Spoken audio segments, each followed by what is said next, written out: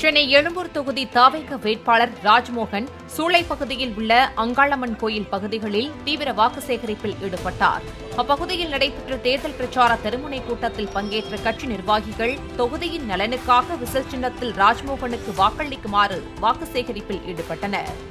மேடைக்காக பேசுறவங்க கிடையாது, நாங்க தளபதி பசங்க, சொன்னா செஞ்சு காட்டுவோம்.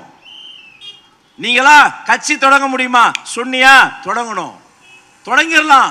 ஆள் சேர்க்க முடியுமா? கட்சியில யாராவது சேருவாங்களா? தமிழ்நாட்டில் இருக்கிற எல்லா கட்சியும் சேரும் வந்து நின்னாங்க.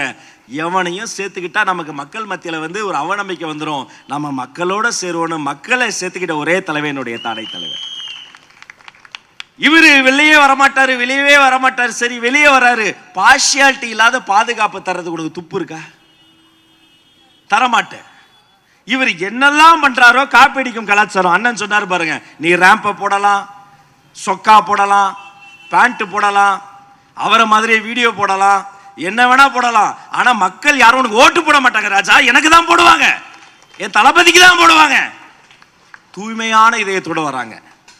உங்க வீட்டு பிள்ளை, உங்களின் நண்பன், உங்களின் சகோதரன் ராஜ்மோகனுக்கு வெற்றி சின்னமாம் விசில் சின்னத்தில் ஒரு வாக்கை செலுத்தி என்னை வெற்றி பெற செய்யும்படி பணிவன்போடு கேட்டுக்கொள்கிறேன். பாருங்க, தாய்மார்கள் முகத்தில் சிரிப்பா பார், விசில் சின்னத்தில் ஓட்டப்பார். அண்ணன்க முகத்தில் சிரிப்பா பார், விசில் சின்னத்தில் ஓட்டப்பார்.